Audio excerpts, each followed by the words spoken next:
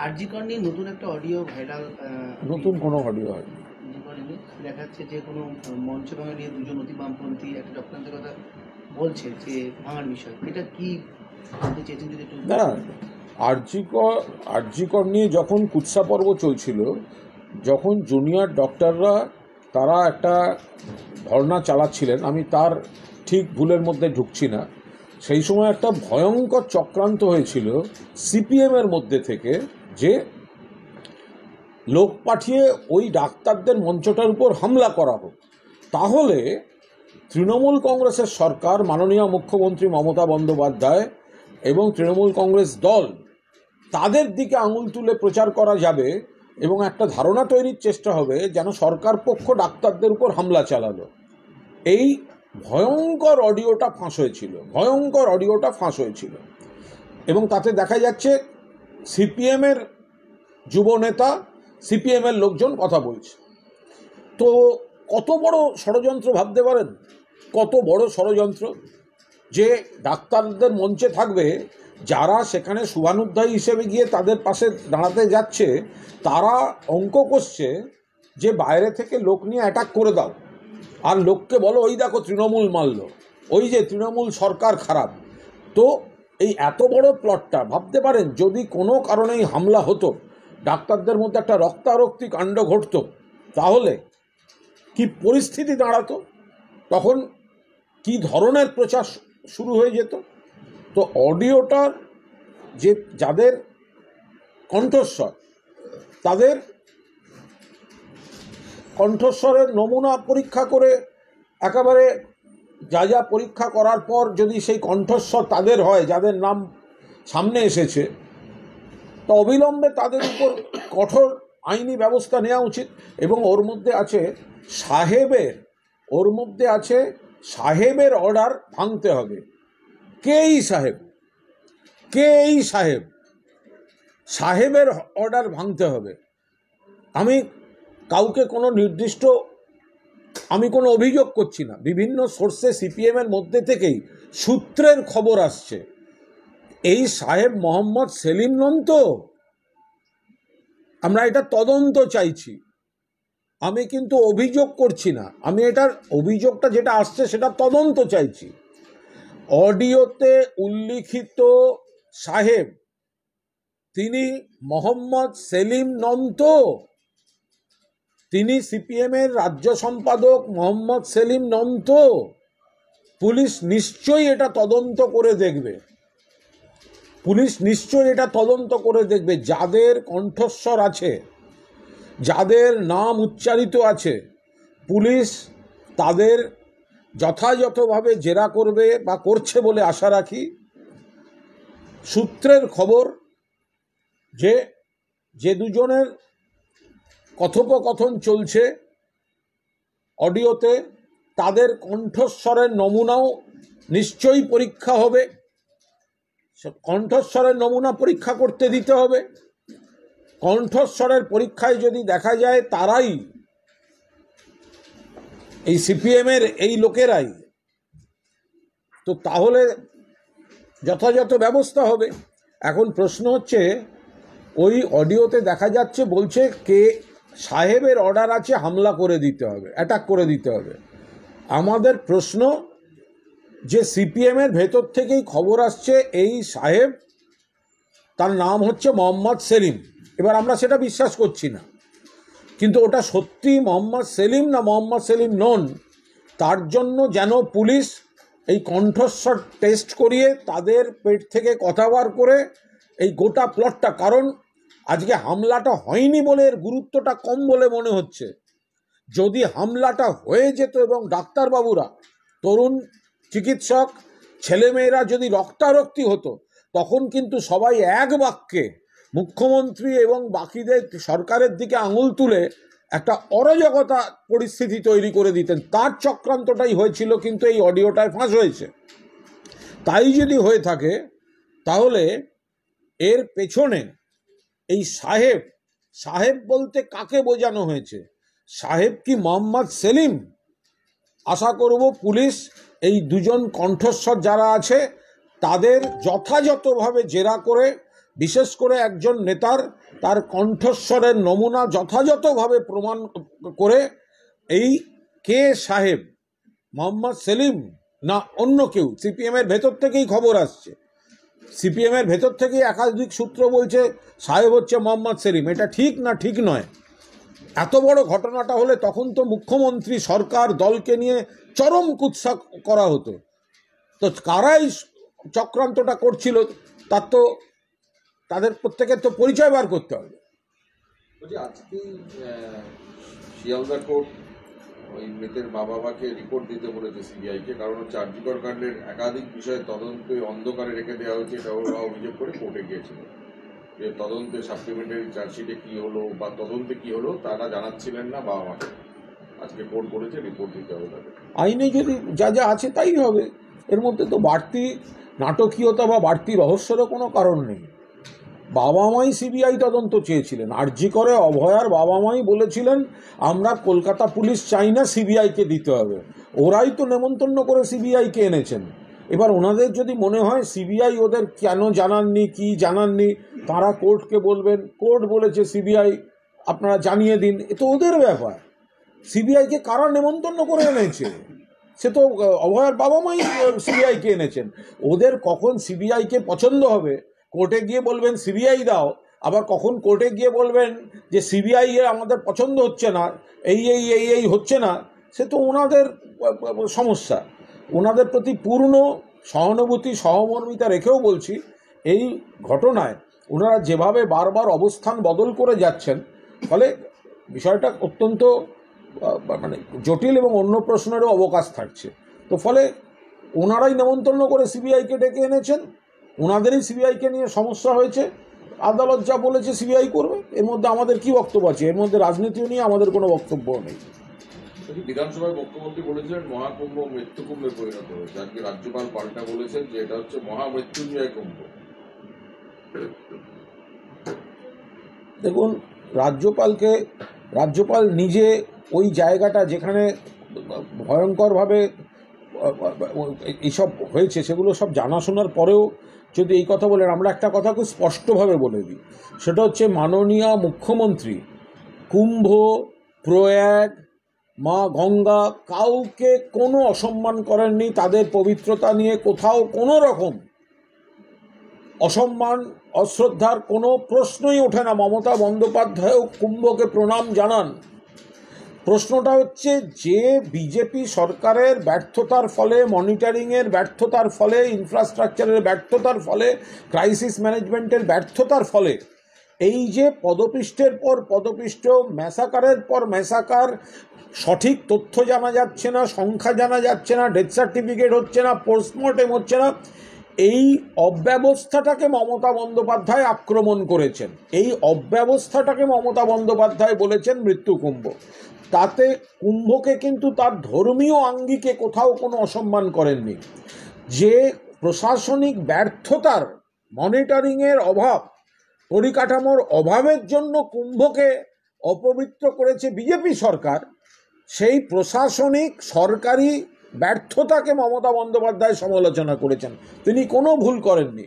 ফলে রাজ্যপাল তার এখন মনে হয়েছে যে কোনো একটা কথা বলতে হবে, তার চাকরি রাখতে গেলে, তার পদ রাখতে গেলে তিনি বলেছেন। বলছি এই মহাকুম্ভ মৃত্যুকুম্ভ যেটাই বিতর্কের কেন্দ্রবিন্দু হয়ে থাকুন না কেন, মমতা বন্দ্যোপাধ্যায়ের মন্তব্য এখন জাতীয় রাজনীতি সব থেকে চর্চার বিষয় এই বিষয়টি। তাহলে কোথাও কি একটা বিষয় মনে হচ্ছে যে মমতা বন্দ্যোপাধ্যায় জাতীয় রাজনীতিতে একটা অন্যতম বড় মুখ হয়ে উঠতে চলেছে এখন? মমতা বন্দ্যোপাধ্যায় তো এগুলো কি বোকা বোকা প্রশ্ন। মমতা বন্দ্যোপাধ্যায় তো আগাগোড়াই জাতীয় রাজনীতির একটা গুরুত্বপূর্ণ বড় মুখ। মমতা বন্দ্যোপাধ্যায় আজ যা ভাবেন আগামীকাল ভারতবর্ষ সেটা ভাবে, সেই পথে চলে। মমতা বন্দ্যোপাধ্যায় আজকে যা স্কিম চালু করেন সেটা অন্য স্টেট তারপর সেগুলোকে নকল করে। মমতা বন্দ্যোপাধ্যায় নিশ্চিতভাবে গত কয়েক দশকে যেভাবে ভারতীয় রাজনীতিতে ছাপ ফেলেছেন, 7 বারের সাংসদ, 4 বারের কেন্দ্রীয় মন্ত্রী, 2 বারের রেলমন্ত্রী, 3 বারের মুখ্যমন্ত্রী, 7-এর দশকের শেষ থেকে রাজনীতি করছেন, 8-এর দশক থেকে সর্বভারতীয় রাজনীতি করছেন। তো ফলে তিনি তো অবশ্যই ভারতবর্ষের একজন আর জনপ্রিয়তম নেত্রী, রাজনীতিবিদদের মধ্যে জনপ্রিয়তম নেত্রী, অভিজ্ঞতম নেত্রী, দক্ষতম নেত্রী এবং মমতা বন্দ্যোপাধ্যায় নিশ্চিতভাবে জাতীয় রাজনীতিতে মানে একদম লিডিং মুখ। শুভেন্দু কাল তো বিজেপি অনেক বিক্ষোভ করেছে এই মৃত্যুকুম্ভের প্রতিবাদে, শব্দের প্রতিবাদে। আজকে শুভেন্দু অধিকারও গভর্নর হচ্ছে গেছেন, মিছিল করে গেছেন বিধানসভা থেকে। ওনাদের কাজ নেই, বিধানসভার ভেতরে থাকলে চোখের উপর দেখতে হবে সরকারি নথিপত্রে মমতা বন্দ্যোপাধ্যায় সরকার কি পরিমাণ উন্নতি করছেন, কেন্দ্রীয় সরকার কি বঞ্চনা করছে। তো ওই জন্য ভেতরটা ওদের ভাল লাগছে না, নানা রকম ছুতো করে গণ্ডগোল করে। বাইরে ছবি তোলাটা সহজ, বাইরে রাস্তায় হাঁটলে রাজভবনে গেলে আপনারাও ছবি দেখাবেন, সেই ফটো সেশন করতে গেছে। আপনার যেমন বিরোধী দলনেতা তেমনি রাজ্যপাল, তো ফটো সেশন করতে গেছে, সাধুদের নিয়ে গেছে। ওগুলো তো লোক দেখানো। এখন তো ইভেন্ট ম্যানেজমেন্টে চলছে সব, জুনিয়র ডক্টর থেকে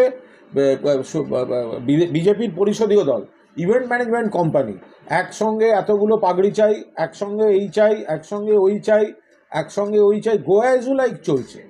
হ্যাঁ, ওগুলো সব ছোটোবেলায় স্পোর্টসে থাকতো। কতজনকে এক টাইপের পাগড়ি পরিচয় আগের দিন দেখেছেন? ওসব নাটকের মঞ্চের গ্রিন রুমে দেখা যায়। পরিষদীয় দলের নেতার ঘর ওটা এখন নাটকের মঞ্চের গ্রিন রুমে পরিণত হয়েছে। একটা হচ্ছে ওই তো মানে এদিকে বিরোধী দলনেতা, ওপাশে রাজ্যপাল, এ বলে আমায় দেখ, ও বলে আমায় দেখ। তো ফলে তারা নিজেদের পাবলিসিটির জন্য এইসব করছে। তো এখানে বারবার বলা হচ্ছে, মুখ্যমন্ত্রী খুব স্পষ্ট করে বলেছে, মুখ্যমন্ত্রী এও বলেছেন আমি কুম্ভকে প্রয়াগকে প্রণাম জানাই, আমি সম্মান করি। বিধানসভাতে দাঁড়িয়ে ওই স্পিচটা দেখুন, মুখ্যমন্ত্রীর স্পিচটা দেখুন, এবং আপনাদেরও অনুরোধ করব দয়া করে দেখিয়ে দেবেন ওই অংশটাও। মুখ্যমন্ত্রী যেখানে এই মৃত্যু নিয়ে উদ্বেগ প্রকাশ করে মৃত্যুকুম্ভ বলছেন, সেই একই ভাষণে মুখ্যমন্ত্রী বলছেন আমি প্রয়াগকে প্রণাম জানাই, শ্রদ্ধা করি। মুখ্যমন্ত্রী আক্রমণ করছেন মিসম্যানেজমেন্টটাকে, মুখ্যমন্ত্রী আক্রমণ করছেন সরকারি ব্যর্থতাটাকে, মুখ্যমন্ত্রী আক্রমণ করছেন পরিকাঠামোর অভাবটাকে, যে মানুষ পুণ্য অর্জন করতে গেছে, ডেড বডি হয়ে ফিরছে, সেই ডেড বডির আবার পোস্টমর্টেম হয় না, ডেথ সার্টিফিকেট হয় না। এই অরাজকতাটাকে মৃত্যুকুম্ভ বলেছেন। তো কী ভুল বলেছেন? তো সেইটা করতে শুভেন্দু অধিকারী গেলেন। তো তাদের এই রাজ্যপাল বা শুভেন্দু অধিকারী, রাজ্যপাল কোথায় ছিলেন? রাজ্যপাল বা বিরোধীরা কোথায় ছিল যখন ডেড বডি ফিরে আসছিল এই রাজ্যে? যে ডেড বডির ডেথ সার্টিফিকেট নেই, পোস্টমর্টেম হয়নি, ক্ষতিপূরণ পাবে কি করে?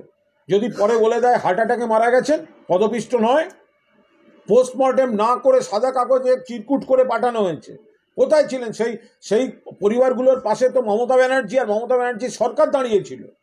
তখন কোথায় ছিলেন শুভেন্দু অধিকারী? কোথায় ছিলেন বিজেপি নেতারা? কোথায় ছিলেন এই রাজ্যপাল? কোথায় ছিলেন রাজ্যপাল? ওনার তো বলা উচিত ছিল উত্তরপ্রদেশের রাজ্যপালকে, যে ওখান থেকে ডেড বডি পাঠাচ্ছেন, ডেথ সার্টিফিকেট কোথায়? ওখান থেকে ডেড বডি পাঠাচ্ছেন, পোস্টমর্টেম হয়নি কেন? এ লোকগুলো ক্ষতিপূরণ পাবে কিভাবে? কিভাবে ক্ষতিপূরণ পাবে? আপনারা তো পরে অস্বীকার করবেন, বলবেন হার্ট অ্যাটাকে মারা গেছে, অসুস্থ ছিল মারা গেছে, এইসব বলবে। স্ট্যাম্পেড হয়ে মারা গেছে, আপনাদের জন্য মারা গেছে। নিজেদের কর্তব্য পালন করেননি, এখন এসছেন রাজনীতি করতে। বলছি, এতদিন বিজেপি বিধায়করা বারবার করে পৃথক রাজ্যের কথা বলেছে, উত্তরবঙ্গটাকে আলাদা করার কথা বলেছেন। এখন তৃণমূলের একজন বিধায়ক পৃথক ফ্ল্যাগের কথা বলছেন, যে রাজ্যে একটা পৃথক পতাকা চাই। মনোরঞ্জন ব্যাপারী, এইটা কোথাও প্রাদেশিকতাকে আমি এটা একেবারেই এসব নিয়ে আমি একটি মন্তব্য করব। শিক্ষা চ্যাটার্জি বিজেপি বিধায়ক আবার উত্তরবঙ্গে আলাদা। বিজেপি তো সবসময় একটা বাংলা ভাগ করো, বাংলাকে টাকা দেবে না, বাংলার সর্বনাশ হোক, বাংলার এবং বাংলার সংস্কৃতির বিরোধী এই ভারতীয় জনতা পার্টি। বাংলা এবং বাংলার সংস্কৃতির শত্রু এই ভারতীয় জনতা পার্টি। এরা বাংলাকে টাকা দেবে না, বাংলার মানুষকে বঞ্চিত করবে, বাংলার উন্নয়ন চায় না, বাংলাকে ভাগ করতে চায়। এটা হচ্ছে এদের সংস্কৃতি। বলছি, এই এনআরআই যে মেডিকেল দুর্নীতি, কোটায় মেডিকেল দুর্নীতি নিয়ে ইডি আজকে বিভিন্ন জায়গায় তল্লাশি করছে। কোনো চিকিৎসকের বাড়িতে যাচ্ছে, কোথাও সোনার ব্যবসায়ীর বাড়িতে। মেডিকেল দুর্নীতি এটা যদি কোনো তদন্তের স্বার্থে কোনো এজেন্সি কোথাও যায়, তাই নিয়ে কোনো রাজনৈতিক মন্তব্য করব না। আচ্ছা, রাজ্যে বেসরকারি স্কুলগুলোর ফি বৃদ্ধি নিয়ে আদালতের তরফে বলা হয়েছে যে এটা সে রাজ্যের শিক্ষামন্ত্রী তিনি কেন ভাবছেন না, যেখানে রাজস্থানের মেকানিজম, রাজস্থান যদি করে দেখাতে পারে তাহলে এই রাজ্য কেন পারে না? পুরো মেকানিজম দেখা উচিত, সব ক্ষেত্রে আদালত নির্দেশ দিতে পারে না, সরকার, রাজ্য সরকার অন্যান্য বিলের মতো সিদ্ধান্ত নেওয়া উচিত এ ব্যাপারে। আচ্ছা, এই ব্যাপারে রাজভবনেরও জানা উচিত, আদালতেরও জানা উচিত, এবং সংবাদ মাধ্যমেরও জানা উচিত যে বেসরকারি শিক্ষা প্রতিষ্ঠানগুলোর রেগুলেটরি বিলটা রাজ্য সরকার রাজভবনে পাঠিয়েছে, রাজ্যপাল আটকে রেখেছেন। তাহলে কোর্ট রাজভবনকে ইনস্ট্রাকশন দিন বিলটা ছেড়ে দিতে। এই যে বেসরকারি শিক্ষা প্রতিষ্ঠান স্কুল ফি বৃদ্ধি, এই ব্যাপারে রাজ্য সরকার যে বিলটা এনেছে সেই বিলটা তো রাজভবনে রাজ্যপাল আটকে রেখেছে। তো রাজ্যপাল যদি আটকে রেখে থাকেন তাহলে কোর্টের এই প্রবচন জ্ঞান, এই সমস্ত বেদবাক্যগুলো শুনে আমরা করব কি? রাজ্য সরকার বিল এনেছে, বিলটা রাজভবনে পাঠিয়েছে, রাজ্যপাল আটকে রেখেছেন। তাহলে কোর্ট রাজভবনকে ইনস্ট্রাকশন দিন, সংবিধান খতিয়ে দেখুন যে আপনারা কিভাবে রাজ্যপালকে এই জ্ঞানটা দিতে পারেন যে বিলগুলো আটকে না রেখে বিলগুলো ছেড়ে দিন। এর কোনো দায় দায়িত্ব রাজ্য সরকার বা শিক্ষা দপ্তরের নেই, গোটাটা দেরির জন্য দায়ী রাজভবন। রাজ্যে অনুপ্রবেশ বাড়ছে, এই অভিযোগগুলো যে বিজেপিতে বিধানসভায় বিক্ষোভ দেখিয়েছে। কারণ রাজ্যে অনুপ্রবেশ বাড়ছে যদি বিজেপি বলে থাকে, তাহলে বিজেপি সরাসরি কেন্দ্রীয় সরকার, কেন্দ্রীয় স্বরাষ্ট্রমন্ত্রী অমিত শাহ দফতর এবং বিএসএফ এর উপর অনাস্থা দেখাচ্ছে। তো অনুপ্রবেশটা কি করে বাড়বে? সীমান্তে, বাংলাদেশ সীমান্তটা তো দেখে বিএসএফ। অনুপ্রবেশ ঠেকানো বা সীমান্ত পাহারা দেওয়াটা রাজ্য পুলিশ বা কলকাতা পুলিশ বা কোনো জেলা পুলিশের কাজ নয়, সেটা পাহারা দেয় কেন্দ্রীয় সরকারের এজেন্সিগুলো এবং বাহিনী। আপনাদের মনে থাকবে কিছুদিন আগে গা জোয়ারি করে আমাদের আপত্তি সত্ত্বেও কেন্দ্রীয় সরকার আইন বদল করে সীমান্ত রেখা থেকে 15 কিলোমিটার অবধি বিএসএফ এর এখতিয়ার ছিল, সেটা বাড়িয়ে সীমান্ত থেকে 50 কিলোমিটার, অর্থাৎ আরো 35 কিলোমিটার এরিয়া বাড়িয়েছে পাহারা দেওয়ার জন্য বিএসএফ এর জন্য। তা আপনারা যদি সীমান্তর লাইনটাই পাহারা দিতে পারছেন না, তাহলে রাজনৈতিক দাদাগিরির জন্য বাড়তি আপনারা 35 কিলোমিটার দখল করলেন কেন? আর এখন বিজেপি বলছে অনুপ্রবেশ কেন ঘটেছে? অনুপ্রবেশ যদি ঘটে থাকে তার জন্য দায়ী বিজেপি সরকার, কেন্দ্রের সরকার, বিএসএফ। বিএসপি আজকে প্রেস মিট করে বলছে যে সাম্প্রতিক সময়ে দিল্লিতে প্রেস মিট করেছে যে পশ্চিমবঙ্গে অনুপ্রবেশ অনেকটাই কমেছে। তাহলে এবার বুঝুক, এবার বিজেপি বলছে অনুপ্রবেশ বেড়েছে। অনুপ্রবেশ রোখার দায়িত্ব বিএসএফ এর, অর্থাৎ বিজেপির রাজনৈতিক আক্রমণ যদি হয়ে থাকে তাহলে সেটা কিন্তু তার দায় হচ্ছে কেন্দ্রীয় সরকার এবং অমিত শাহ দফতরের। আবার বিএসএফ বলছে না না অনুপ্রবেশ কমেছে, কারণ এটা তাদের ঘাড়ে পড়ে যাচ্ছে। তাহলে এটা তো সব আত্মঘাতী গোল করে ফেলেছে বিজেপি, এ তো আত্মঘাতী গোল, সেম সাইড গোলের কেস চলছে। এটা বিজেপি বলছে অনুপ্রবেশ বেড়েছে, ভুলে গেছে অনুপ্রবেশ রোখাটা বিজেপির সরকার, হোম মিনিস্ট্রি, বিএসএফ এর দায়িত্ব, রাজ্য পুলিশের নয় সীমান্ত পাহারা দেয়া। উল্টে নিজেদের দখলের এলাকা বাড়িয়েছে কেন্দ্রীয় সরকার। তো তাহলে আবার বিএসএফ দিল্লিতে বলছে আমরা অনুপ্রবেশ কমিয়েছি, তারা আবার রাজ্য বিজেপির এইসব অভিযোগকে উড়িয়ে দিচ্ছে। তো এই তো নিজেদের মধ্যে আত্মঘাতী গোলের লড়াই চলছে এদের। লাস্ট হচ্ছে যে প্রদেশ কংগ্রেস সভাপতি বলছেন যে 2011-এ তাদের ওই সরকার থেকে চলে আসা আরো বিশ্লেষণের প্রয়োজন ছিল, কারণ আমাদেরও তো ভরসা করে মানুষ ভোট দিয়েছিল, আর এই সুশাসনে যদি থেকে যাওয়া যেত তাহলে আরো কিছুদিন ক্ষমতা রক্ষা করা যেত। এবং এটা আলাদা দল, পশ্চিমবঙ্গ প্রদেশ কংগ্রেস সভাপতি তার কোনো অবজারভেশন তিনি জানিয়েছেন, তার উপর দাঁড়িয়ে আমাদের দল থেকে কোনো মন্তব্য করার কোনো জায়গা নেই। আমি শুধু এইটুকু বলবো যে যদি বিচার বিবেচনাই করতে হয়, বিশ্লেষণ করতে হয়, তাহলে 2001 কেন? তাহলে তো 1997 থেকেও বিচার বিবেচনা করা উচিত। যে মমতা বন্দ্যোপাধ্যায় যখন সর্বাত্মকভাবে সিপিএমের বিরোধিতা করতে যাচ্ছেন তখন তাকে সেই ছাড়পত্র না দিয়ে যেভাবে তাকে বহিষ্কার করা হলো, ফলে সেই জায়গাটাতে সেইখান থেকেই তো তৃণমূল কংগ্রেসের জন্ম। কংগ্রেস যদি তখনই মমতা বন্দ্যোপাধ্যায়কে সম্মান দিয়ে তাকে নেত্রী করে পরিবর্তনের আন্দোলনটাকে ত্বরান্বিত করতে পারত, সেক্ষেত্রে কংগ্রেসও বাংলার মানুষের কাছে এইভাবে প্রত্যাখ্যাত হতো না। কারণ বাংলার মানুষ তখন থেকেই ঠিক করে নিয়েছেন যে মমতা বন্দ্যোপাধ্যায় আসল কংগ্রেস, আর মমতা বন্দ্যোপাধ্যায়ের পথই হচ্ছে আসল পথ। ফলে ইতিহাসের বিভিন্ন সময় কিছু ধাপ আসে, নিশ্চয়ই বিচার বিশ্লেষণ, একজন এক একটা দৃষ্টিভঙ্গিতে। আমি তাঁর বক্তব্যকে কোথাও কন্ট্রাডিক্ট করছি না, মানে কোনোভাবে বিরোধিতাও করছি না, তার উপর কোনো মন্তব্যও করছি না। কিন্তু কংগ্রেস যেভাবে মমতা বন্দ্যোপাধ্যায়ের 9-এর দশকের সিপিএম বিরোধী আন্দোলনকে কণ্ঠরোধ করার চেষ্টা করেছে, যে কারণে তৃণমূল কংগ্রেসের জন্ম, সেই সময় মমতা বন্দ্যোপাধ্যায়ের সঙ্গে যে অবিচার দিল্লির কংগ্রেস নেতৃত্ব করেছেন, তো সেটাও পুনর্বিচার তাহলে তখন থেকেই হওয়া উচিত। যখন তৃণমূল মানে মমতা বন্দ্যোপাধ্যায় মা ক্যান্টিনটা চালু করলেন তখন প্রচুর উড়ে এসেছিল কটাক্ষ, কিন্তু দেখা যাচ্ছে বিজেপির কাউন্সিলররা এখন মা কাউন্সিলর ক্যান্টিন চালু করছে নিজ নিজ ওয়ার্ডে। সজল ঘোষ কাউন্সিলর ক্যান্টিন 10 টাকার খাবার। কোথাও কি মানে ওটাকে আদলে তৈরি হচ্ছে এই ক্যান্টিনগুলো, যারা বিতর্ক করেছিল তারাই এখন তার আদল নিতে চাইছে, নকল করার চেষ্টা? সবাই নকল করার চেষ্টা করছে, তো মমতা বন্দ্যোপাধ্যায় করেছেন। মা ক্যান্টিন একটা মডেল। সাধারণ মানুষ, গরিব মানুষ, কাজে বেরোনো মানুষ, দিন খাওয়া মানুষ, তাদের 5 টাকায় মধ্যাহ্নভোজ, এটা তো মমতা বন্দ্যোপাধ্যায় মা ক্যান্টিন চালু করেছেন। তো তাকে যারা সে সময় বিরোধিতা করেছেন, কটাক্ষ করেছেন, আজকে তারাই নিজের মনে করছেন যে এইগুলো কতখানি প্রয়োজন। তো এর থেকে সহজ আলাদা না করে তো মমতা বন্দ্যোপাধ্যায়ের দ্বারস্থ হয়ে একটি আবেদন করে একটা মা ক্যান্টিন বসানোটাই তো সহজ ছিল। রায়গঞ্জে মারাইগুড়া গ্রাম পঞ্চায়েত বলতে পারবো না, না না পুলিশ না জানি না, আরে পুরসভা আইন আমি বলতে পারবো। গ্রাম পঞ্চায়েত না পুলিশ হয়ে গেছে, দাদা আমার আজকে একটা বাইট আছে রিলেটেড আরএসএস তাড়াতাড়ি হয়ে গেছে তো? হ্যাঁ। হ্যাঁ বন্ধ কর।